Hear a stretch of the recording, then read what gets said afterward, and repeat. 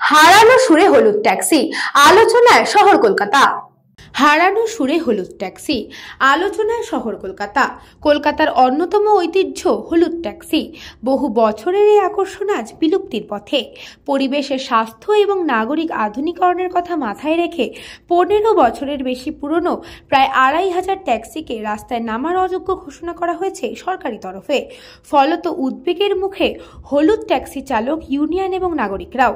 এতে কেবল আর্থিক সংকটই নয়, বরং সাংস্কৃতিক প্রতীক হারানোর সম্ভাবনা সম্পর্কেও সতর্ক করেছেন সচেতন শহরবাসী।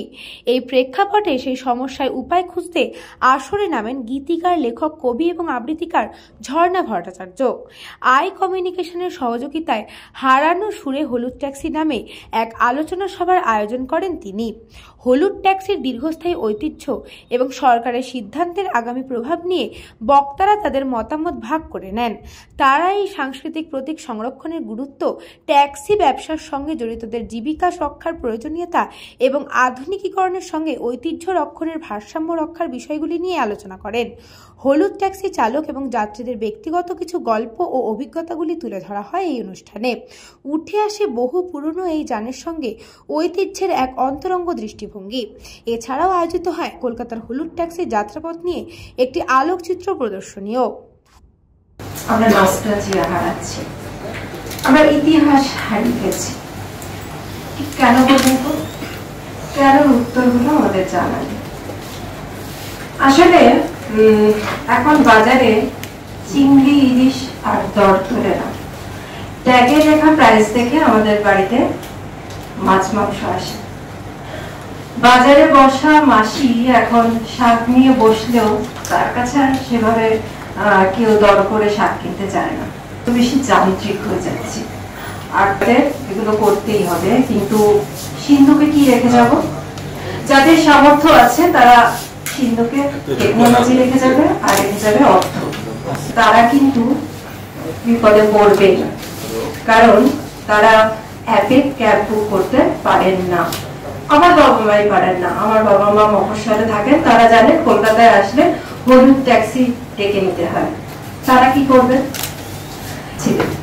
সারা কলকাতা ঘুরলেন, বাংলা গান শুনলেন আর হলুদ ট্যাক্সি চললেন। কি গর্বের ব্যাপার বলুন। কিন্তু আমাদের বাঙালিদের মনটা ছ্যাত করে উঠল, কারণ আমাদের বৃহত্তমা সেই প্রতীকী হলুদ ট্যাক্সি আর কিছুদিন পরে থাকবে না। দোষণ কিছুদিন আগেই কলকাতায় এলেন, উনি প্রাইভেট জেট করে এলেন, তার কোটি টাকার প্রাইভেট গাড়ি চড়ে এলেন কলকাতা শহরে। একদিন শীতকালের সকালে হাওড়া ব্রিজে একদিন হলুদ ট্যাক্সিতে উঠে উনি পেছনে একটা সুন্দর গান রিল বানিয়ে ছাড়লেন যে আমি শুনেছি সেদিন তুমি, সাথে হলুদ ট্যাক্সি নস্টালজিয়া মানুষের মধ্যে ছড়িয়ে দিলেন। আমরাও গদগদ হয়ে উঠলাম। কিন্তু আমরা আমাদের দায়িত্ব কবে পালন করেছি হলুদ ট্যাক্সির প্রতি? এবং আমি যদি আরো এক্সাম্পল বলি, এই হলুদ ট্যাক্সিকে দিনের পর দিন ব্যবহার করা হয়েছে, তাদের কাজটাই হয়ে গেছে কোনো সিনেমা প্রমোশন, কোনো সিনেমার দৃশ্যতে ব্যবহার করা। কিছুদিন আগে ভুলভুলাইয়া 3 বলে একটা মুভি হয়েছিল, তার জন্য কার্তিক আরিয়ান এসেছিলেন, বিদ্যা বালান এসেছিলেন। তারা হলুদ ট্যাক্সির উপরে দাঁড়িয়ে হরে কৃষ্ণ হরে রাম জাতীয় কিছু কার্যকলাপ করলেন। কিন্তু আমরা বাঙালিরা তা দেখে মুগ্ধ হই, কিন্তু বাঙালিরা সেই ঐতিহ্যটাকে বাঁচিয়ে রাখার জন্য আমরা রাস্তায় নেমে ওই হলুদ ট্যাক্সিকে একবার চড়ার কথা মনে করি না, আমাদের মাথায় আসে না, এবং খুব সঠিকভাবেই আসে না। কারণ আমরা এখন যে স্বাচ্ছন্দ্যবোধ অনুভব করতে চাই, যে কারণে যে শীততাপ নিয়ন্ত্রিত আমাদের গাড়ি দরকার, সেই টাকায় একই দামে আমরা পাই। ওলা, উবের বলুন, র্যাপিডো বলুন, সব জায়গায় আমরা এখন ঐতিহ্য মানে আমরা অভিজাত্য খুঁজে পাই, তার সাথে স্বাচ্ছন্দ্যবোধ পাই। সেক্ষেত্রে আমরা যে প্রশ্নটা আমাদের সাধারণভাবে আধুনিকরণ করাটা কতটা প্রয়োজনীয়, সেই কাজটা আমরা কিন্তু ভুলে গেছি। নিউজ বঙ্গ টাইম।